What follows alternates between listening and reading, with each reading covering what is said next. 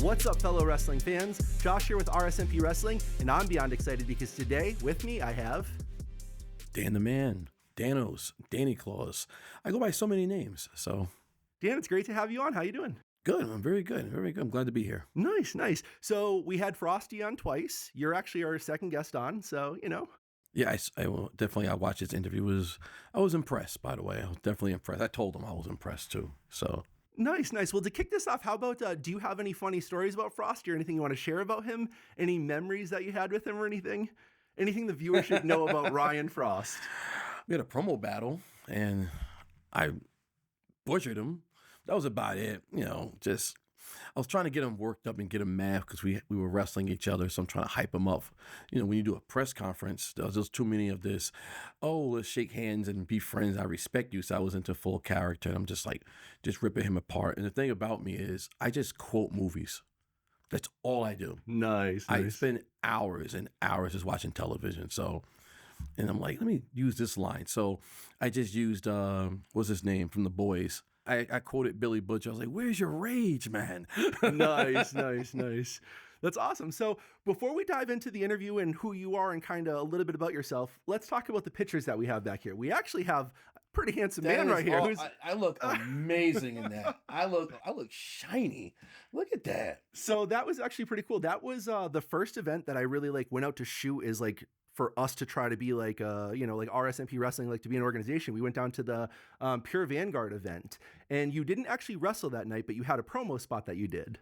Yes, pretty much what I do is I cut promos, and then I wrestle. That's pretty much how it works. It's all about that build up, right? Exactly.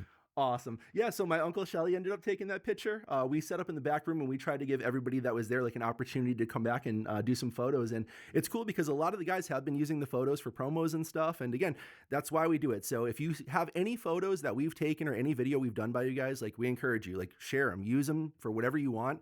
Give us a shout out and some credit. You know the funny story about this? When I met you guys and I was like, are they doing some Unreal Vanguard segment here? And, meanwhile, I'm running around and doing this and doing that. I'm just seeing camera shots here. And, and I'm an old school guy, so I always believe in kayfabe, even though they say kayfabe is dead. But I'm like, well, I don't want him seeing me with this person or that person. I don't know. I didn't know who you guys were yet. Because I was like, what are they doing? And then all of a sudden, you guys are upstairs taking pictures, and I'm such a media whore. I like taking pictures. I look good. You do. I look great there. Yeah. I'm take a picture of this and all that. So then I was then I saw all the work you guys were doing. I was like, oh wow, So it was good. And I think I saw you guys again at PvP. Yep. So I was like, oh, I didn't get a chance to talk to you then too. So now we get to finally chit chat and everything. So it was good. Yeah. Well, that's one of the reasons I wanted to do this, because that's the thing. At events all the time, I want to talk to you guys. I want to pick your brain, but you guys are focused. You guys got a show to put on. I know that there's not a lot of training time in between. So those days are important for you guys, the hours leading up to the show. So I always felt bad because again, for me, I do like doing full matches and the commentary and stuff. We just released a few matches that we did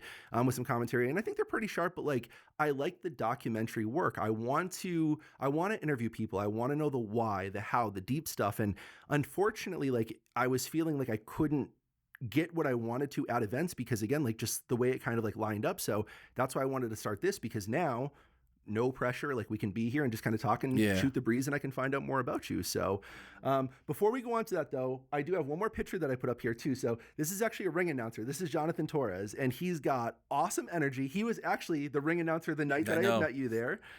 He did a great job. Super good guy. He's really good energy. Ladies and gentlemen, it's game day!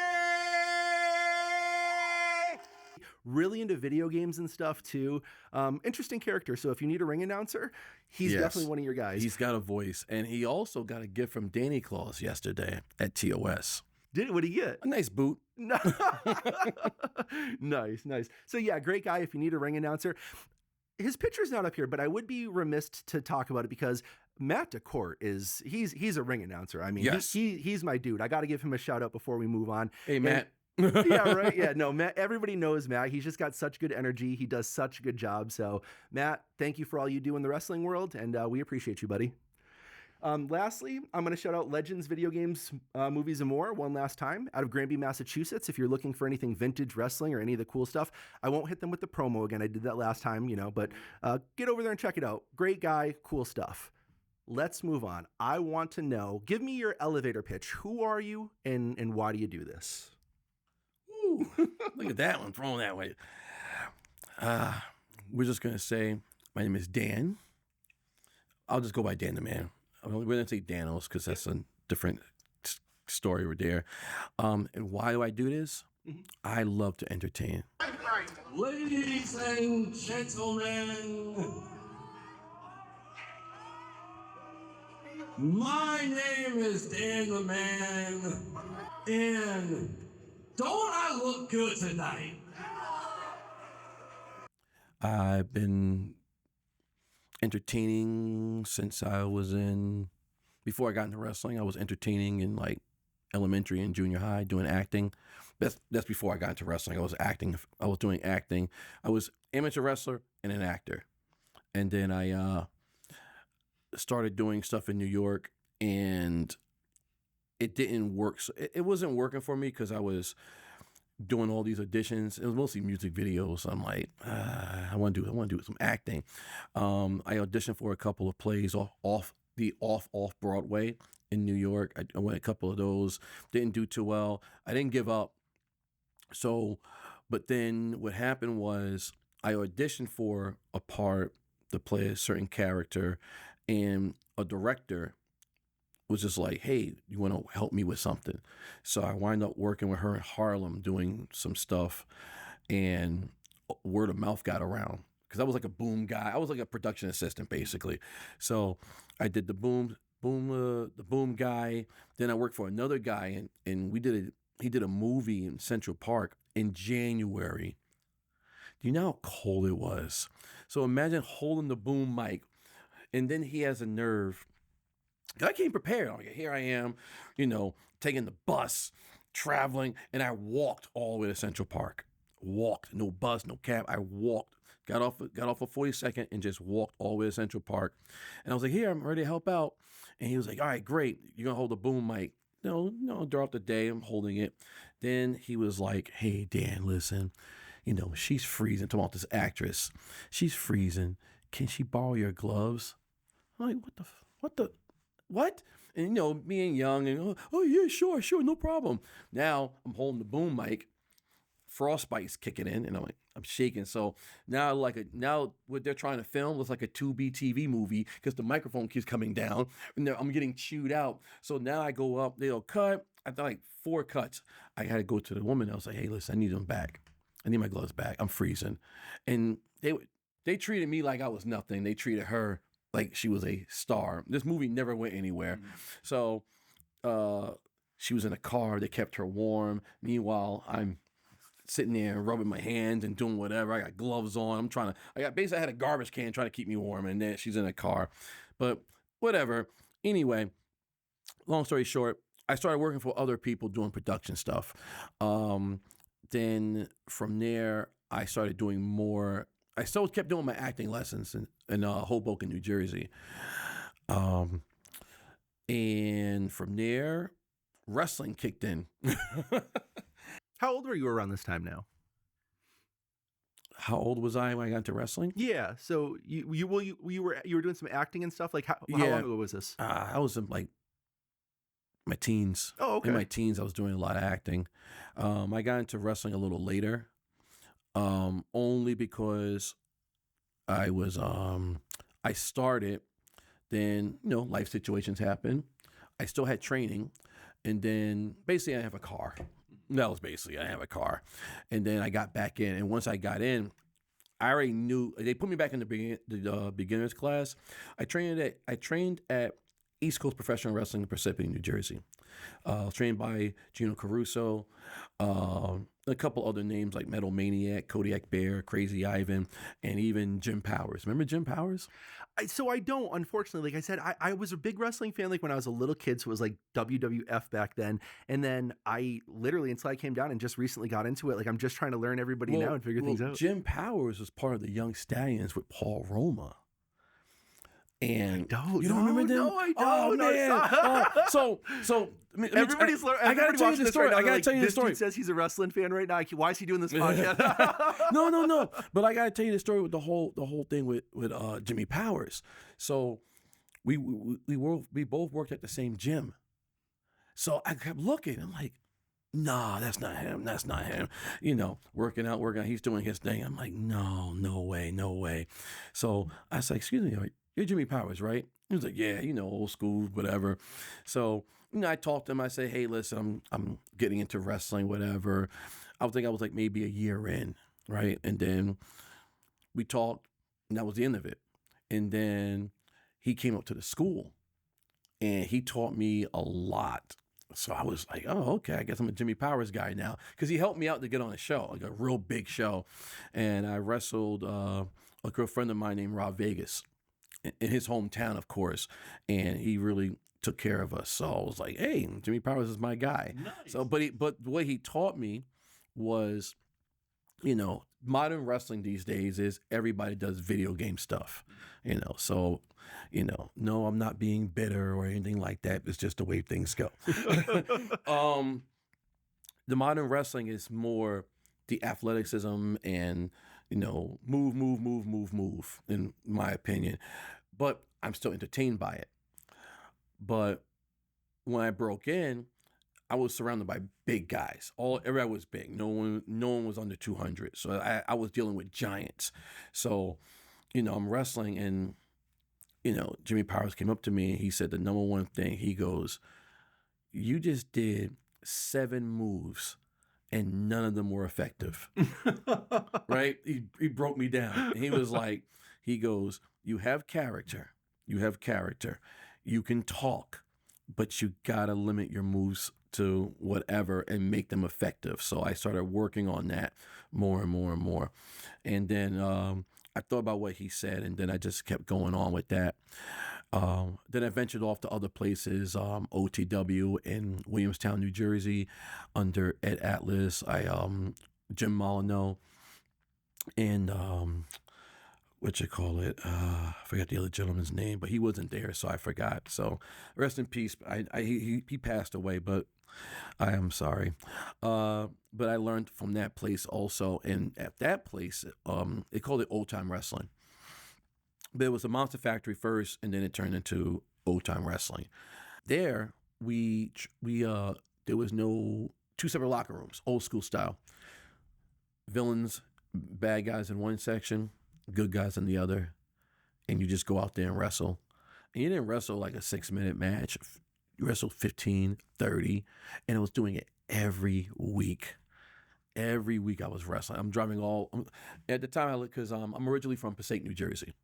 So here I am driving 2 hours there, or sometimes with traffic, New Jersey Turnpike is crazy. So I would drive all the way out there every Saturday, 2 o'clock. Or sometimes do double shows, a 2 o'clock and a 7. I didn't care. I just wanted to keep going and going and going. And you had to call everything in the ring, everything. If you get caught one time talking about, okay, tackle, drop down, hip, you're gone. They get rid of you. You got to be able to call everything.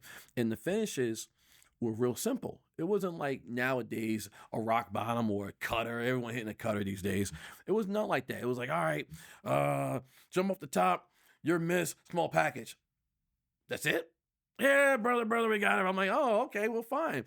And then eventually it started to evolve, where we started wrestling each other so much that we just started knowing each other's moves, that we started hitting current moves, cutters out of nowhere and diving here and diving, because we can just now talk to each other. It was every Saturday. I don't know how, but we were just, every match on those shows, the 2 o'clock and 7 o'clock shows, everybody wrestled like it was the main event. Even during the summer, it's 100-something degrees in this building. It was a point that were like, and the promoter, his name was Ed Atlas. He's funny because he would yell at you. He would literally yell at you in the audience, right? So I'm about to go off. So I figure I can say whatever, right? Yeah. Okay. Yeah, 100%. So you're wrestling, and he had a match where it was an Iron Man match. And he wanted the match to go 20-21 as the finish. So you're wrestling and you hear him, what the fuck are you guys doing? Wrestle! And he'll fucking throw stuff. And they're like, oh my goodness. He did the same thing to me. I'm wrestling a match. And he was like, what the hell are you doing? Get in there and work. And he's like, it was like, what? Is this like what are we doing here? The crowd's watching this and the owner's yelling at everybody. And I was just like, oh boy. And nobody left. He would cause riots would happen. We had riots break out. Good friend of mine, Andy Bivens. Hey, Andy. We were a tag team called Hot Chocolate. And he had his, at one time he had a valet. And his valet would get attacked constantly by the audience because, she would be playing the bad guy, choke somebody, but somebody's grandmother or someone's mother would see that and just jump out of the chair and attack her. We had a really big show one time, and this is another funny moment in wrestling. Tag team match, we're all going at it, right? Boom, boom, boom. Andy's in my corner. We're doing great. His valet's there, and she attacks somebody. She has her family there. The good guy has his family there. All of a sudden, it's like you hear in the camera, oh, no, you don't. And you see the mom come and she attacks. Meanwhile, we're in there and I'm like, I got the guy. I go, dude, listen, I got him in a headlock. I'm like, bro, I'm going to throw you out. You need to go talk to your grandmother and your mother right now. So I throw him out. So I got to still play character. So the girl's mom they're all fighting. We get security. So I'm looking at Andy. I'm like, you know what? I got to still play character. So I go, you bitches ruined everything. What are you doing? So we get back. They break everything down. And this is a 30-minute match. That now went almost 50 because of the chaos. And our cardio was great because no one was tired. And we're like, we get in the back and we're like, listen, Ed, we can't keep doing this. He goes, what are you talking about? That was great. We got to do it again next time. No, we can't. She keeps getting attacked. Yeah, right? Wow. All right. So there's a few things that I want to go over that you just touched on. Number one, I'm going to bring it all the way back to your film production days. So yes. What people don't understand too is like, not only when you shoot in the cold, is it that miserable because you're cold, but like batteries last a quarter as long as they normally do. Yeah. So it's like a production nightmare too. And I will say that it's been my experience that it's the crew that puts in the most effort, but kind of gets treated the worst. It's the cast that gets treated the best. And it's tough too, because it's like the crew side, you've got a bunch of people that are like either working for very cheap or donating their time working under these conditions. Usually the actors are getting paid. They've got accommodations. They've got things like that. So it's just like, it's tough to kind of swallow that. So like you've already feeling like you've given up so much to just be there and do what you do. So I definitely understand that. And then the other thing that I wanted to touch on is it's funny. It's like you had seemed to talk a lot about how like, the modern wrestling's changed a little bit. It's about big flashy moves and stuff, but like it's about the progression and like when you work with somebody and you get that synergy, right? Like when I watch a wrestling match that's good and the two people are just like synergizing and everything's going good, wrestling is some of the best content you could watch, right? Yes, like, it hands is. down. But when you watch a bad match and the synergy's not there, they're not connecting, they're not reading each other, like wrestling can also be some of the worst stuff to watch too, right? You know what? Let's talk about that, right? First and foremost, I can wrestle with anybody at any style, right? There was a time where I would sound like the grizzled vet, I would just call in the ring, brother, blah, blah, blah. But I wasn't always like that. I was all right. I never had a notebook or anything, but I had like multiple moves I want to do in my head. So, but then because I kept calling in the ring, I brought that everywhere. And when you're dealing with younger guys, they don't know how to do that. So I started to adapt. But then I started noticing all these guys doing all these amazing moves that I can't do, right? And I'm such a comic book nerd. So I'm just like, you know what? I like that guy. He's a good hero. Or I like this person. I'm more into characters. So I rather wrestle all the people who have characters or high flying moves. Like I said, anybody. I can wrestle with anybody. You want to do the Japanese, New Japan style? That's fine with me too. The only thing I don't do, I can't do all that bulbs and going through fire and all that stuff. I can't. That's not my thing. I don't like that. Like I was on the ambulance for a long time, so maybe it's like part of that. But like I don't like that level of violence. Like I think I don't know. There's like a respect in something that's beautiful about regular wrestling. And again, I'm not like knocking that style, but like No, that's definitely not there's my, people that love that stuff. You- It's just 100%. not my thing. I know friends Same. that do it. Yeah, It's just yeah. not me. I Like, agree. Yeah. have I wrestled guys that do that? I have. And I'm like, hey, listen, man, you want me to do what? I'm like, staple you what? Listen, okay, how about this? Can you just beat me with a rubber chicken? I'll take that. You Yeah, know, but right, other than yeah. that, I'm not going to bulbs. I'm not going to glass, you know, but yeah, that's just not my thing. But as I was saying before, I started to adapt more and more and more, right? I started watching, like, I'm an old school wrestler. I watch old school tapes. I grew up, I didn't grow up watching WWE. I grew up watching the NWA. You know, that's what I was watching. Mid-South Wrestling. That was me, Florida wrestling. And then I got into WWF afterwards. All this thanks to my grandmother. I was watching Dungeons and Dragons and the Smurfs at the time. So, but then I got into that. And of course, my cousin was a bodybuilder. So it was like all these combo, you know, my grandmother getting all worked up. She would get him, like, if you were a bad guy, she would definitely go into it. Like, she didn't like Harley Race. She didn't like Ric Flair. She didn't like Terry Funk. She didn't like the Briscoes. And then when she started watching WWF, she didn't like Bobby Heenan, Rude, Owen Hart, you know, Big John Studd. I know I'm all over the place with the eras, but that's how she was. She loved good guys. And I'm sitting here like, oh, okay. And what got me attracted the most was Ric Flair. And I never watched Ric Flair wrestle. All I know is I saw a guy, he came out, he had glasses on, he had a title, he dressed up. And I'm like, man, wow. I like that guy, and he talked mad smacks. I was like, wow. And he wrestled everybody. All the guys I like, he wrestled Bruiser Brody, he wrestled Abdul the Butcher, he just, Wahoo McDaniels. I was like, wow. So, you know, with wrestling, and then, of course, me growing up, my uncle used to dress like Flair, even though he never watched wrestling. I was like, man, my uncle's the same way. My uncle would go out every Saturday night, have a whole lot of suits, had glasses, you know, but he had a pack of Newports or whatever, you know. And I'm like, combining the two. Then I got my cousin who works out. I'm like, I really want to get into wrestling. I really want to do this. And I know I'm all over the place, but No, it's hard to say. yeah. Like, But I know I'm all over the place. But what I'm getting at is that's what inspired me. But then, because I called in the ring so much, that I started seeing all these younger guys, and guys my age. Let's just say, I'm old.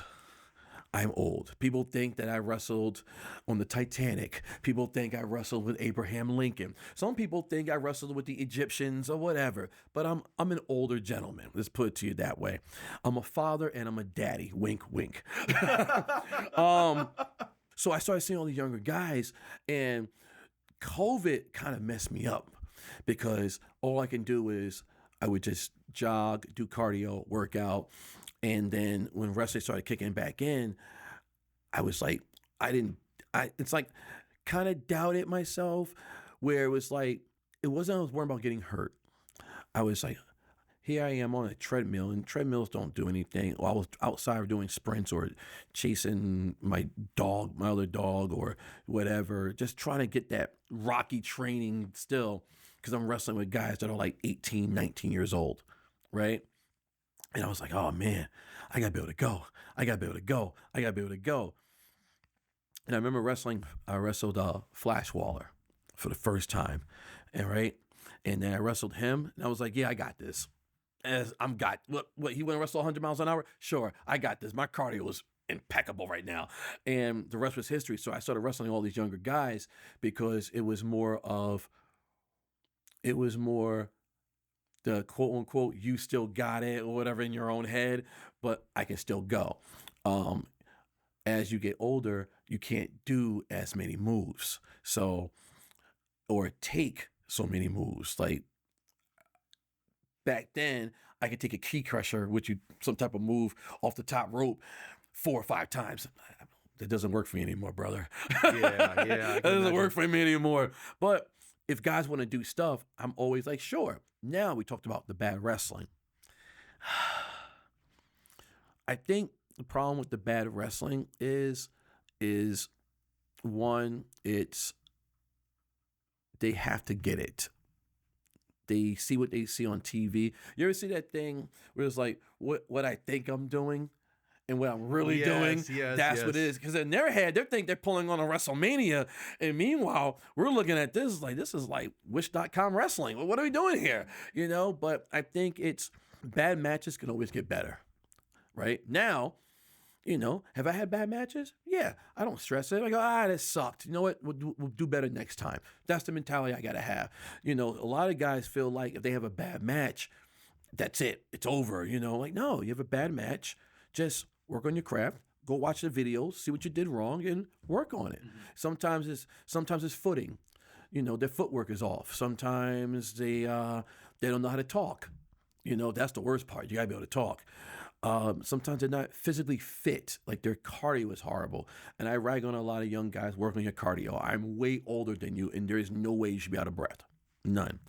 So I guess if you had a tip to give like a new young wrestler, it would be like work on cardio first and foremost. Like it's a lot. Work on being able to talk, work on taking care of yourself, and cardio is key. Cardio is key. And of course, just get your reps in and just get your reps in and just keep going.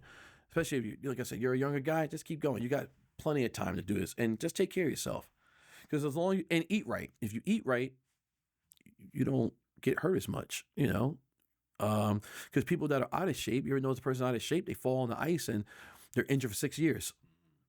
I can fall on my back right now. On a block of ice and just be like, I'm all right. I heal. And that'll be the end of it. Well, you take big hits like that all the time. I'll tell you from, like, again, the paramedic in me, it's working out and exercise is great, but like really the thing that stops you from getting injured the most is mobility, stretching. Yes. People don't stretch enough. No, like, they don't. If you stretch, like that's what's going to stop you from getting injured. It's great going to the gym and putting on muscle, but like that doesn't actually stop injury. It's stretching and being limber. And like you kind of alluded to it, you could take that fall because number one, you know how, right? And number two, you've done it a million times. It's like second nature to you at this point, but no, it's awesome. No, you just mentioned about stretching and everything else. I see a lot of people, they don't do it.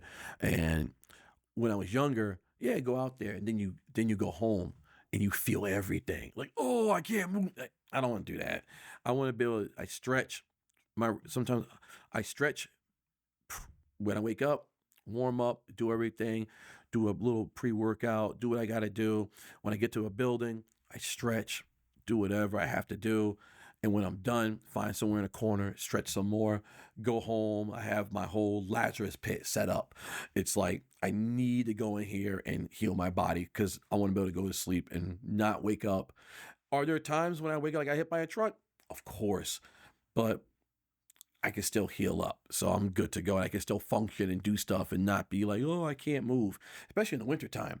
You know, I don't know how you are, but you know, that cold weather would kill me. I'm knocking on 40 and being a bald guy, I'll tell you what, man, the wind hits me, it goes straight to my bones these days. I'm just like, it's tough out there, you know? It's no, that's awesome. So, okay. So I want to circle back to two things because number one, I think it's super cool that you did the film background and stuff like that and the acting and stuff like that. So when you were doing that, how much of that helped you, do you think, like getting into character and figuring that sort of stuff out? Do you feel like you had a big edge, like having that as a background when you first started wrestling? Yes. And let's go backwards here. What got me into the whole acting was I was a really shy kid, right? Real shy. I never talked at all. But the funny part is, and you probably can relate to this, if you needed me to talk, I'll talk. I'll talk in front of a whole crowd. But the minute, okay, thank you, I'm back to this. Quiet, head down, everything else. Wouldn't talk to anybody. I'd be like, hey, hi, how are you? I wouldn't raise my hand in class or nothing. So this teacher, her name was, it's great. It's funny that I can remember her name. Her name was Miss Parisi. She was an acting, they did public speaking in the 7th grade. So she came up to me and she was like, because I gave a speech about how I wanted to be this person and blah, blah, blah. I don't know. I can't remember but I was just going off. I was in character. So she came up to me afterwards when everybody left and she goes, I want you to join my acting club. And I was the only guy in there. So, and I realized that all the girls in the classroom were shy. They didn't want to act with me at all. So she was telling me like certain things like, if you're going to talk in front of a crowd, look over their heads.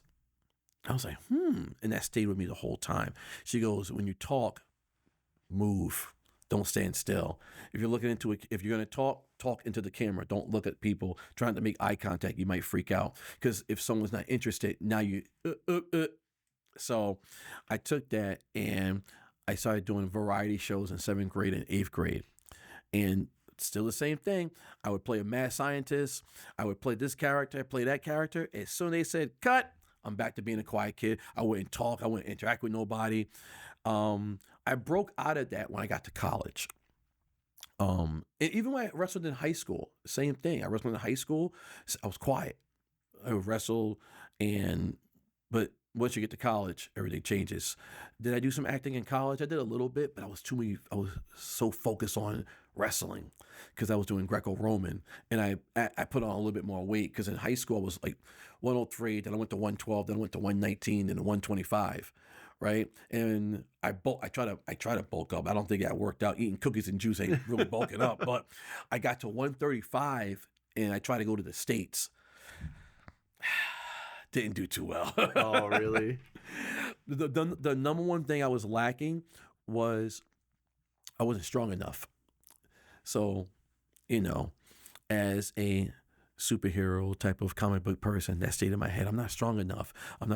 So that started me to start working out more. And when I got to college, I did Greco-Roman. I wrestled like maybe 1 or 2 matches, but my grades started messing up. So I had to drop out, and I focused on my education and trying to get my degree so my mother wouldn't kill me. So I had the advantage. I'm not going to lie to you, because when I was training at ECPW, you have your drills, your wrestling drills and all that stuff and all that. But when you needed to talk, talking was no problem for me. I was automatically in character. I can just talk. And I studied everybody, like certain guys. So I would cut promos on them. And which is a good thing I do today. Like nowadays I can't like read something or bullet point. Everything's in the head. Everything's on the top of my head. So it's like, I need material on this guy. So I sit there and look. I even got to talk to him because everything's on social media. And then I'll ask like, hey, it's okay if I talk about this, I talk about that, talk about this. And then I basically just turn into the super bad guy promos all the time. You ever watch Mission Impossible, the one with Philip Seymour?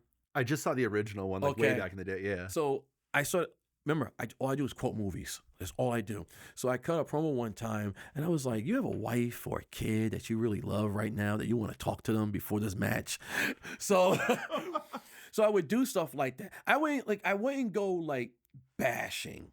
So, but promos was my thing. So before I wrestled, I was being a manager. I was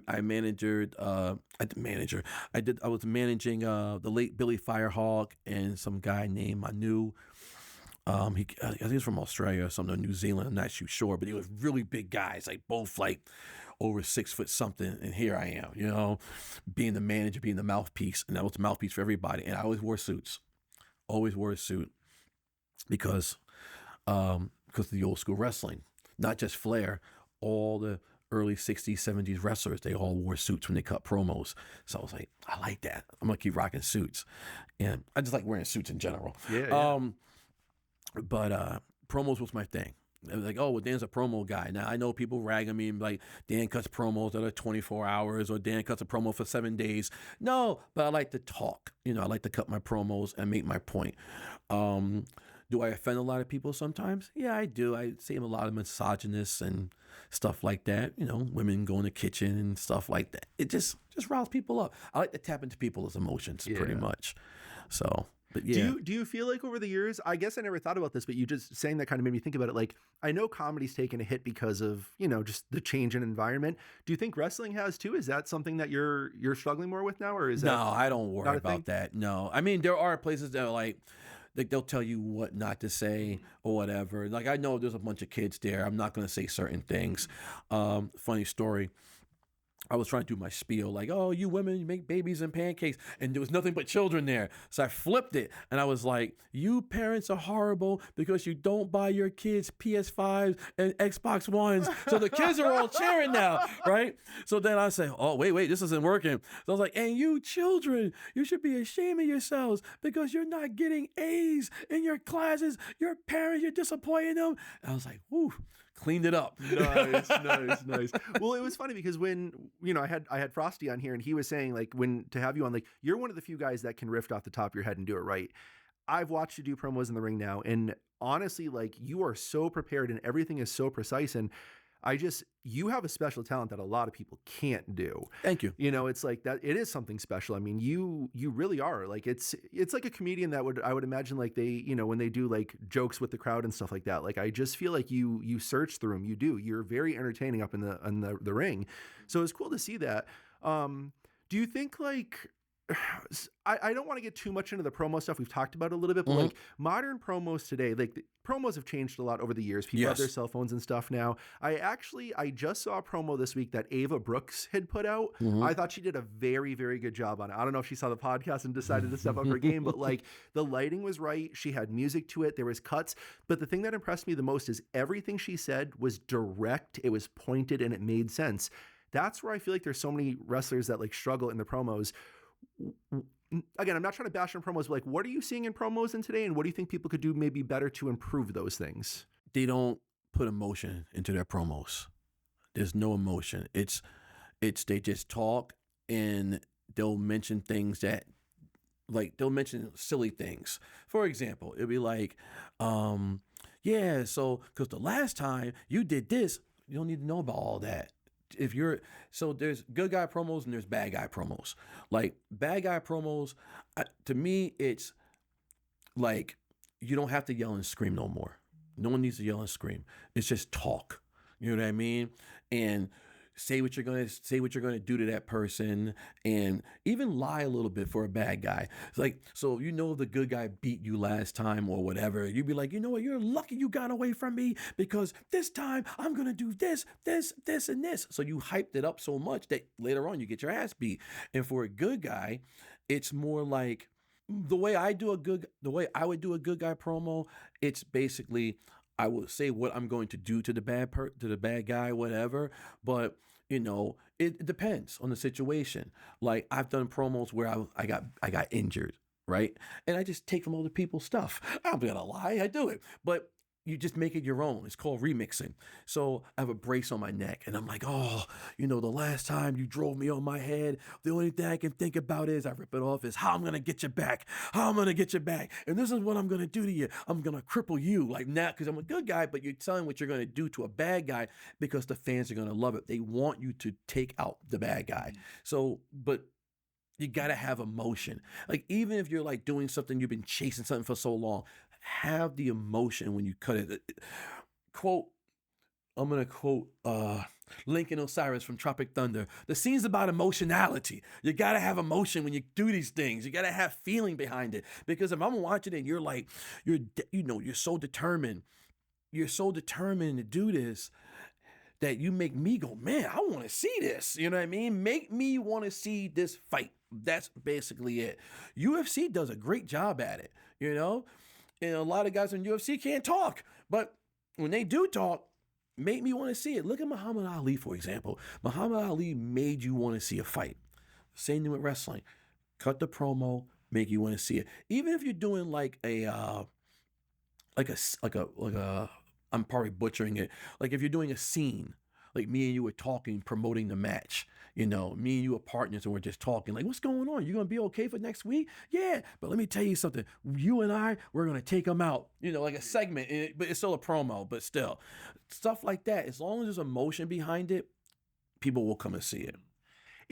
I don't know if it's going to come across on camera, but even when you just did that little thing, the way you looked at me and pointed, though, there's something more than that. The emotion, the way you show it, though, like, it's in your eyes, like your point, like you just made me believe it right here. I'm like, oh man, like I'm going to promo that. But it's like, it's tough. And, I think you get that with experience and over years, but I guess it's honestly similar to what I had said the first time. It's like, if you're not going to believe in yourself, like, why would I believe in you? Like, you sell the match, make me want to show up and not be able to not see it. So, no, that's awesome. Again, we could talk about promos for an entire episode, I'm sure. But, we got to hear a little bit about kind of what your start was and where you were. But, like, what are you currently doing? What's your, fill us in right now? Like, where can we see you? What are you doing? Well, my roles now is I wrestle, but it's more behind the scenes now.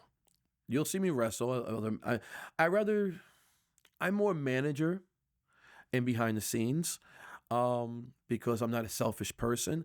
I like to have the younger guy like, hey man, listen, you do the talking now. I'll stay in the back, or I'll hype you up. So that's what I'm mostly doing. But like I said earlier, when I do wrestle, it matters. So I'll talk so much smack, do attacks, do this, do that, and when I wrestle, it means something now. But on another note, I am now working behind the scenes more to help people out. I work for Vanguard. I help out with Odyssey Wrestling Alliance, based out of Holyoke, Massachusetts. I help the promoter's name is Louis LeBoy. I help him out with everything with production and all that. Same thing with Vanguard. So I'm more a productions type of behind the scenes type of guy. So when you saw that picture, that's the reason why, because you'll see me talking with a notepad and talking about guys of what they're going to be doing.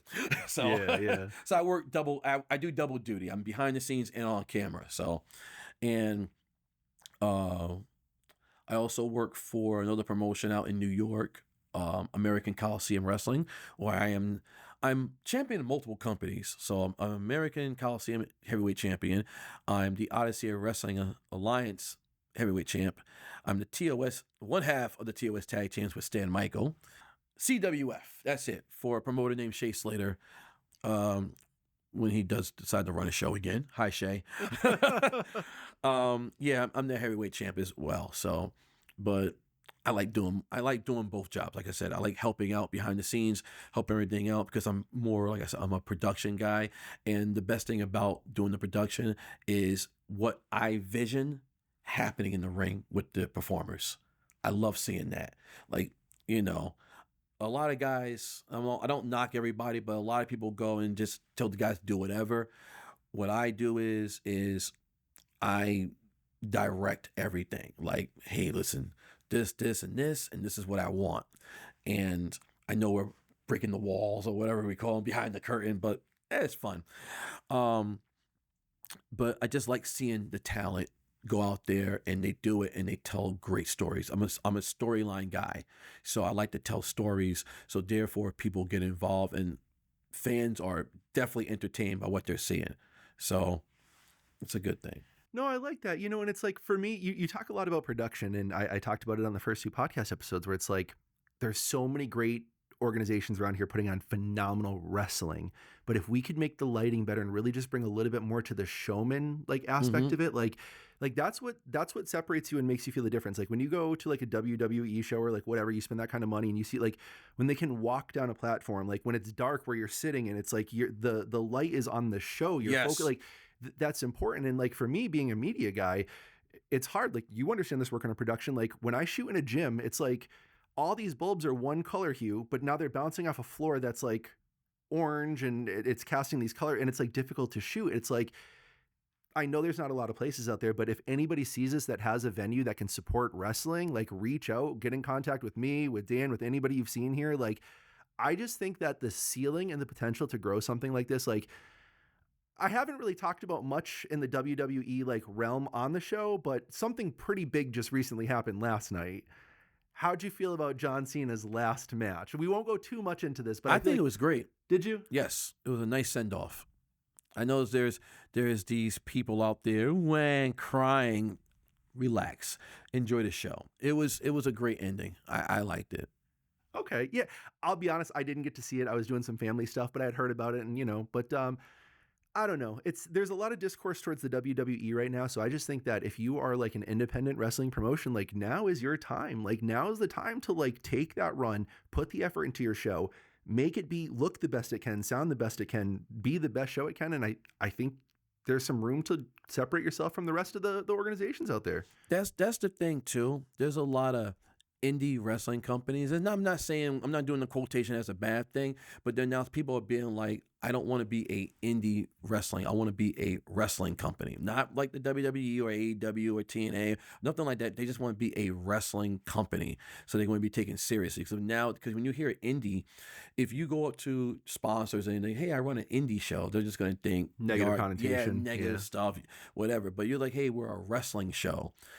Oh, well, tell me more. Especially the biggest thing is when you say you're a family wrestling show. That's the one thing that I think needs to come back. Family wrestling shows where mom and dad can bring their kids to the show.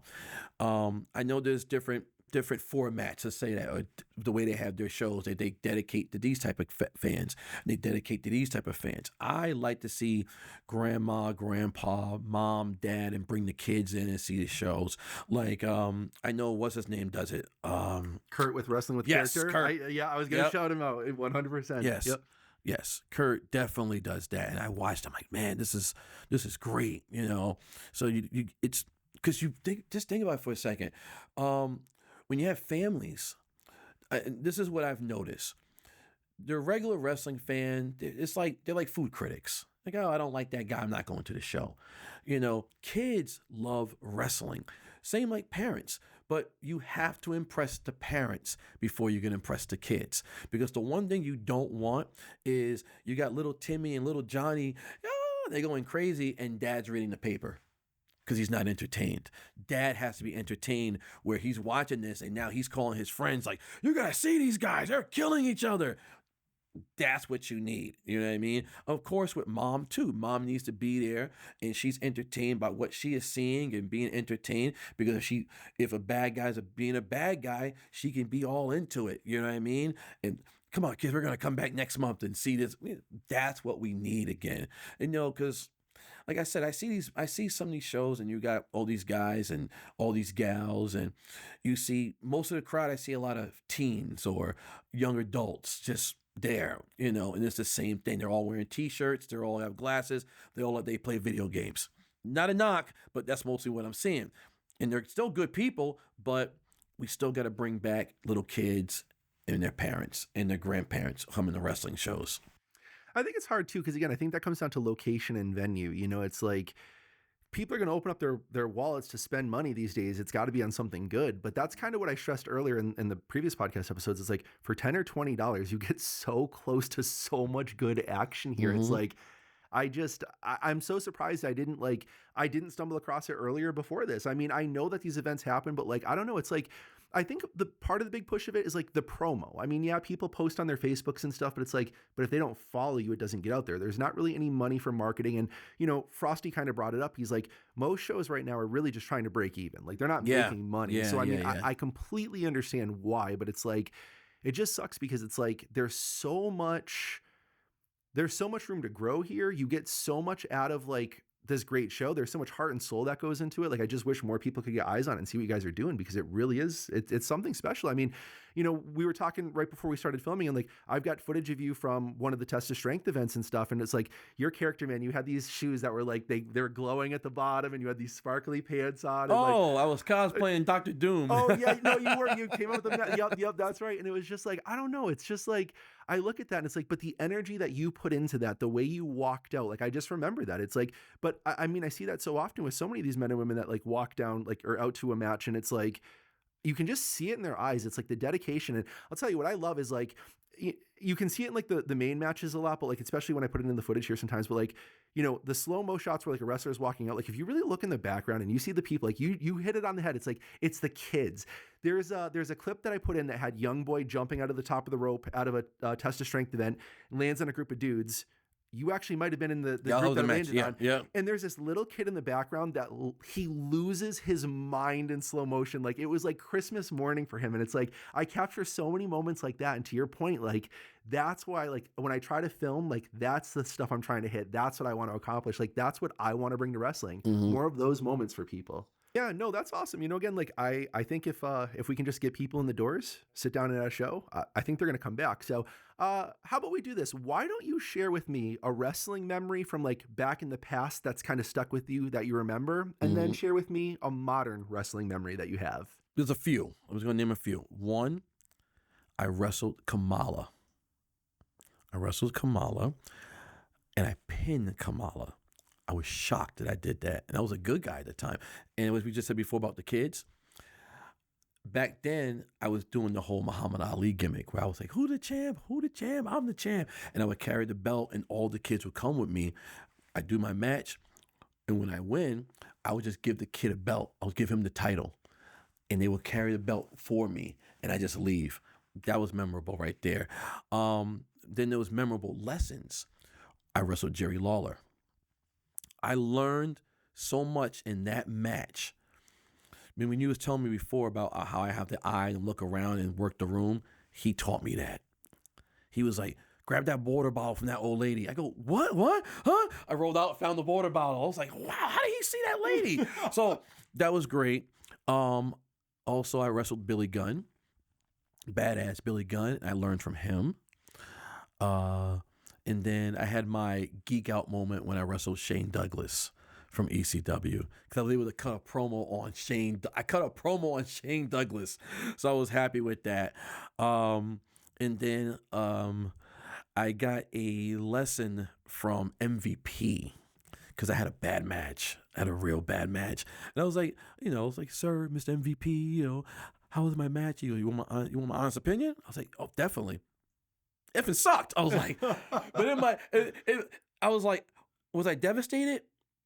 I knew the match was bad. I knew it was bad. I let him talk. He said everything, and he pointed out so many things about throwing punches and when you do have bad matches, what to do, everything. And all I said was, thank you.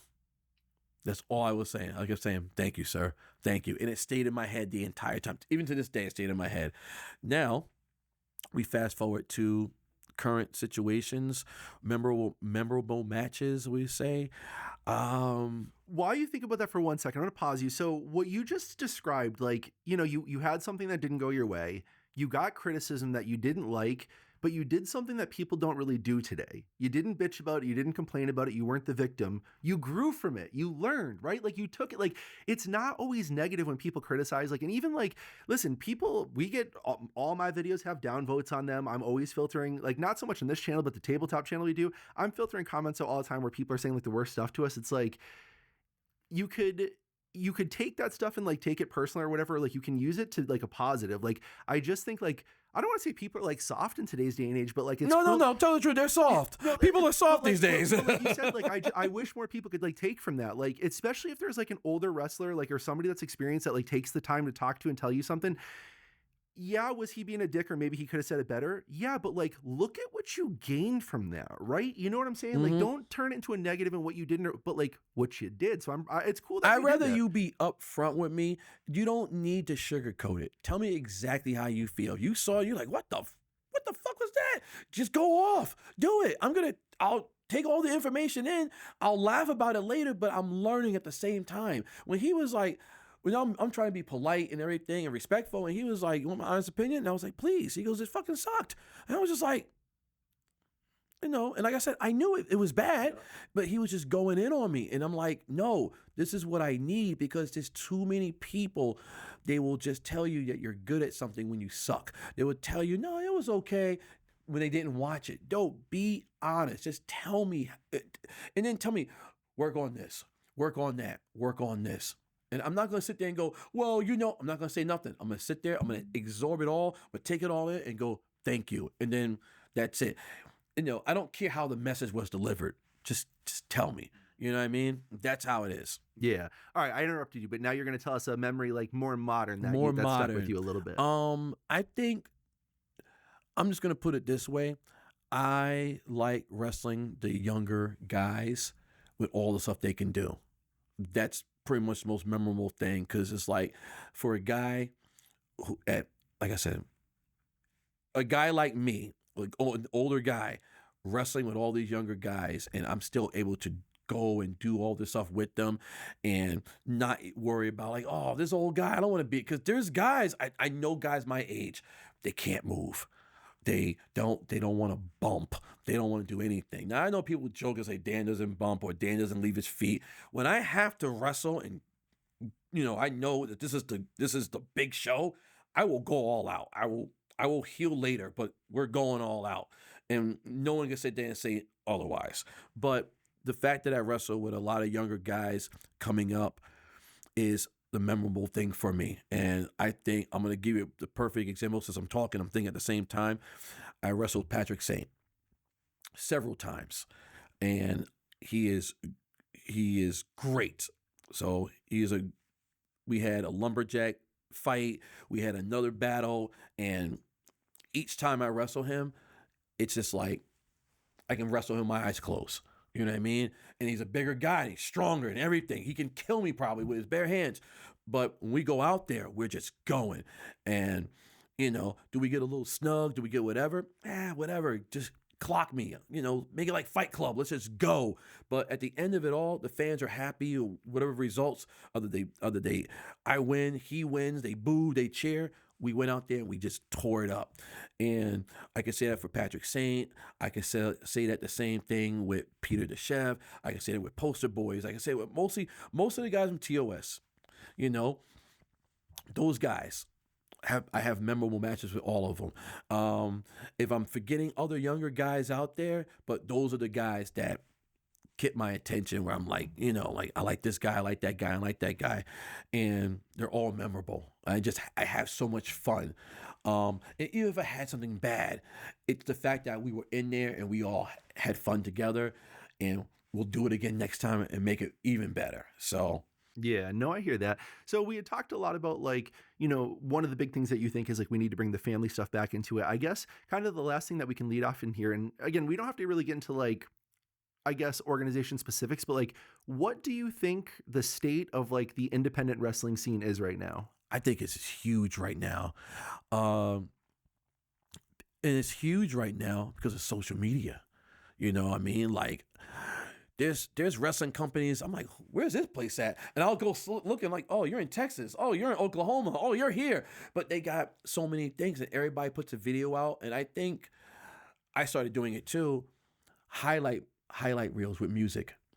So if I want to see a match, I don't have to watch the entire match. And I'm trying to convince people nowadays, you can have your whole match, but you need a highlight video, a 1 minute, a 2 minute with a song, and have the best clips in there. And then if they like it, they can watch the full match. Or a 30-second clip, intros. Someone has a grand entrance. I'm a big person. I love having a grand entrance. But if you see the grand entrance of one person, or just the grand entrance of that one person, they kept there and the fans are reacting, and maybe they do streamers, and then it just fades out. Oh, I want to see this. You got content is key. I learned that from my good friend and tag partner, Stan Michael. Content is key these days. You got to have content out there, whether you're doing a promo, where you're doing a segment. It don't have to be wrestling anymore. It don't have to be wrestling. It's just do clips. Have something where you're your character, and you're probably washing your car and you're doing something, or you're just doing stuff and just putting it out there, and put so much content out. Sooner or later, you're going to start getting that type of following. So wrestling is definitely blowing up. I see so many clips. I save it. I'll watch stuff. They're putting out old school clips nowadays. I watched something the other day. They had Gary Hart with Al Perez. I was like, I grew up watching this. They had the Midnight Express talking about the Fantastics, the Rock and Roll Express cutting a promo, Ric Flair, Arn Anderson, all these old school clips. And then they put stuff from the Attitude Era, and they put stuff from some old WWF stuff. But in the independent scene, same thing. It's all they're doing is everybody's just putting stuff out there. Stuff that, I'm just amazed. That's all. So yes, it is definitely blown. I know I'm just going crazy. I know I'm just geeking out with seeing all the clips. So. Yeah, no, the modern age of digital, I think it's both a blessing and a curse, kind of, because again, it's it's all accessible, but there's a lot of it now, and it's but that's what I'm saying. That was my point earlier. Thought it was funny when Frosty was somebody's oh, I'll buy a light. It's invest in yourself. I'm trying to help us elevate and separate. You know what? I watched that, and when you said that, I have the same thing. I'm working on I have a basement studio, and I have my bedroom studio, where it's I have a black curtain, but I got lighting. I got light because I'm trying to do this whole mystery guy type of thing. But you're right. I can't do the hold the camera thing. I can't do that. And I hate having people hold it for me because one time I had my kid, I'm like, I'm going to cut a promo. Don't say nothing. And that's what I was going to ask you in a few minutes. So I'll just finish this part here. I'm cutting the promo and he's saying my catchphrases. And I'm like, cut, what are you doing? I can hear you. If I can hear you, the camera can hear you. I honestly kind of like that as a skit, if I'm being perfectly honest. Like your frustration with this camera guy, and then like you get mad, you like really berate him, and then we turn around and see it's like a little kid. Yeah, like, that could be awesome. But yeah, because so now I got the camera holder. I'm trying to get the one that moves when you move, and I have the remote control. But yeah, when you talk about lighting and everything, I've got all that stuff. So I'm working on trying to do better. Yeah, well, I'm gonna do an episode where again we're gonna kind of break that stuff down because like lighting matters. Like behind us here, like I have backlighting is one of the most important things. It's like it's what separates you from the background. Like you need that. You don't want to blend in with the stuff, and really you need two lights to do things. And they don't have to be crazy good lights, but they just have to be like purposeful and thought out. And again, it's like it's tough because I don't even know if you could give anybody watching this like tips or tricks on this, but there's something about the way you do it. Like you're so sure of yourself, the way you look at the camera, like you sell it, like you make me believe it when you look into the camera. Like even talking to you now, like you have this way about you. Like when I watch a lot of these guys, like I said, it's partially because I think it's not rehearsed and they're fumbling around trying to think of what they want to say and it's not coming across as perfect. But like, what would you recommend to somebody new to like really step up their game? Like, what do you think they could do to improve their overall presentation of like practice in the mirror? Practice in the mirror, talk in front of your friends. But I think that's a problem too. They can talk all the smack in front of their friends until the camera comes on and then they freeze up. Like I said earlier, you gotta have emotion. Talking to a mirror. I wasn't great at this at first. I just constantly talking to a mirror. But then I got brothers, so we would just talk smack to each other. I'm gonna do this and this and this and this, and then I would go to the clubs. That was another thing before I got into wrestling. I used to go to clubs a lot, and my brother and I. We're like, well, I'm going to walk with my shirt off and wear these beads and you do the same thing and we'll just walk around looking cool. And I would just keep talking. I was basically, I'm never myself. I'm always a character when I'm out going somewhere. And people are like, do you ever get out of character? And normally I'm like, I don't get out of character until the DVD credits or something like it's lines like that. But to help the younger guys with their promos and just, you gotta be able to just talk into a mirror, practice talking to a camera. I don't care how many times you mess up, just practice makes perfect. So, you know. Awesome. Well, Dan, it's been absolutely wonderful having you on. I'm going to have you back on. I'm telling you no right problem, now. no problem. I did actually just order some new stuff. I'm going to try to set up a setup so we could have like 4 microphones going at the same time. I'm not saying like that's going to be a normal thing, but like I just wanted to be able to expand and kind of, you know, go into some stuff like that. Is there any events coming up that you're either going to be a part of anytime within the next 6 months or so that you want to plug or shout out? Or is there anything that anybody should be on the lookout coming from you? Well, check out TOS. Check out Odyssey Wrestling Alliance. Check out Vanguard Wrestling, Pure Vanguard Wrestling. Check out Tetsu Pro Wrestling. Those are the places that Dan DeMan, a.k.a. Danos, will be at. Also, if you're in the New York area, check out American Coliseum Wrestling, where yours truly, Dan DeMan, along with Stan Michael, will be there also. Perfect. Thank you so much, Dan. Thank you.